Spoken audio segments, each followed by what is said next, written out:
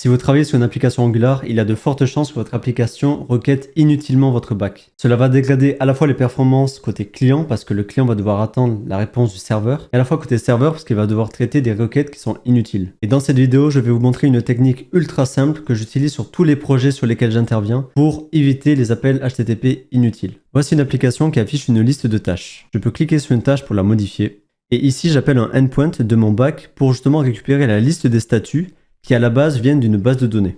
Sur la liste des tâches, en réalité, je n'ai que l'idée du statut, je n'ai pas le label.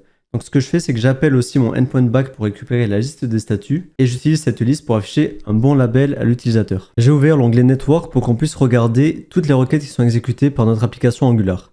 Donc déjà, quand j'arrive sur l'application, on va d'abord faire un premier appel pour récupérer cette liste de statuts. Quand je clique dessus, on voit que la liste de statuts, c'est un tableau tout simple. On a des idées de statut, on a le label. Ce endpoint, il est utilisé pour afficher le label ici. Maintenant, quand je clique sur une tâche, on a la liste des statuts qui est chargée aussi pour justement afficher la liste de statuts ici. Et le problème, c'est que quand je navigue sur l'application, j'ouvre des tâches, je reviens, j'ouvre des tâches, je reviens.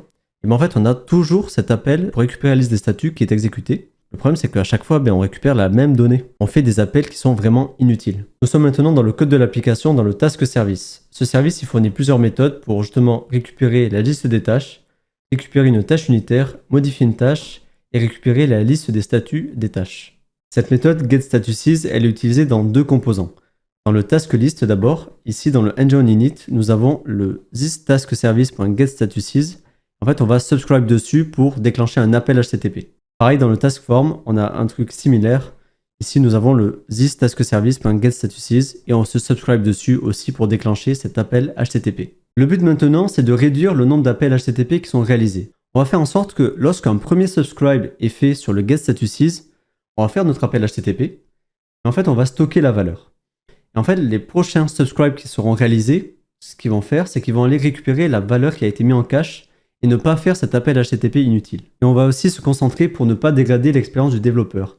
On a envie qu'il puisse utiliser ses subscribes là où il veut et que la mise en cache en fait soit transparente. Pour cela, je vous déconseille de faire du code maison et ce qu'on va utiliser, c'est un package ultra efficace qui s'appelle tscacheable. Donc on va l'installer, on va faire npm install tscacheable. Et une fois installé, je vais retourner dans mon service et en fait moi je veux cacher le getStatuses et ce que je vais faire, c'est que je vais mettre une annotation ici qui s'appelle @cacheable. Donc c'est importé depuis tscacheable ici. J'enregistre et je vais voir mon application. De retour dans mon application, quand je fais F5, j'ai bien mon premier appel pour récupérer la liste des statuts. Et quand je vais naviguer dans l'application, vous allez voir que j'ai bien les statuts qui s'affichent, mais je n'ai plus aucune requête qui a été réalisée. Effectivement, le @cacheable, cette annotation, elle a permis de mettre en cache la première requête et ensuite d'utiliser le cache pour les prochains subscribes. Et de manière ultra simple. Allons encore un peu plus loin. Cette liste des statuts, elle est chargée à chaque fois que je fais un F5. Si je suis sûr que cette liste, elle ne changera pas de sitôt, je peux la stocker dans le local storage. Pour ça, c'est très simple. Je peux passer plusieurs options à l'annotation cacheable. Ici, je vais lui donner un objet et je vais lui setter une storage strategy. Donc, la stratégie de stockage. Donc, moi, je veux utiliser la local storage strategy de tscacheable. De retour dans mon application, je vais rafraîchir pour la première fois. Et on voit qu'on a notre appel pour récupérer la liste des statuts.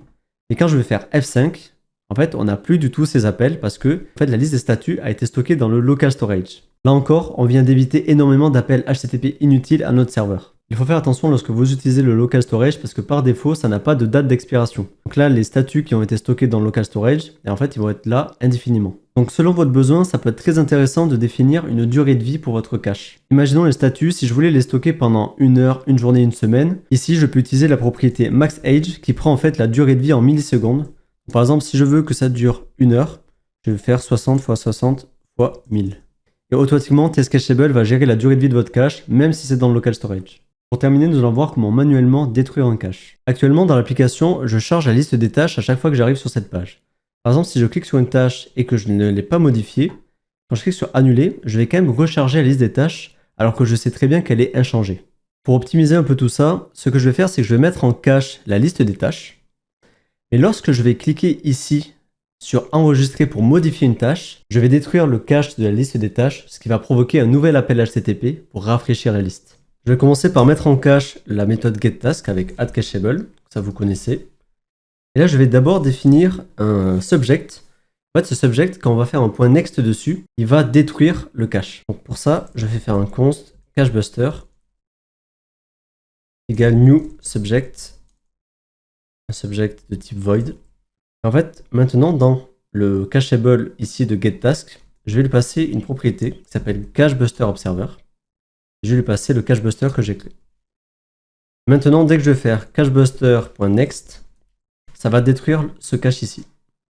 Ce qui fait que ensuite ça va redéclencher une requête HTTP. Donc pour utiliser ce cachebuster, je fais en sorte que le cache de la liste des tâches soit détruit une fois que j'ai update une tâche. Donc pour ça, je vais rajouter une pipe ici. Donc je vais faire .pipe, je vais rajouter un tap. Et en fait dans la méthode tap, je vais tout simplement appeler le cachebuster.next. Si je reviens dans mon application, je vois d'abord la liste des tâches qui est chargée une première fois.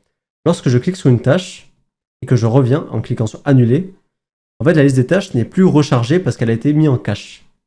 Par contre, maintenant, quand je clique sur une tâche et que je la modifie, par exemple je vais changer le statut et je le mettre à terminer, j'enregistre et automatiquement en fait ça a détruit le cache et ça a bien rechargé la liste des tâches et j'ai bien ma tâche en fait qui a bien été mise à jour. C'est bon, vous venez d'apprendre comment mettre en place un cache pour éviter les appels HTTP inutiles, comment utiliser le local storage comme stratégie de stockage, comment définir la durée de vie d'un cache et comment détruire manuellement un cache. Si vous voulez aller plus loin, sachez que le package Test Cacheable il fournit plein d'options supplémentaires pour configurer vos caches, donc n'hésitez pas à aller voir la documentation officielle. Vous allez retrouver dans la description le lien vers mon blog gaetancoutez.com avec l'article correspondant à cette vidéo. Si vous avez appris des choses pendant cette vidéo et que vous l'avez apprécié, n'hésitez pas à liker et à vous abonner parce que je vais continuer à poster des vidéos sur Angular. Enfin, avant de partir, peut-être que ces deux vidéos peuvent vous intéresser. C'est des vidéos sur les toasters et les spinners pour améliorer l'expérience de l'utilisateur sur votre application. Moi, je vous dis à la prochaine. Salut!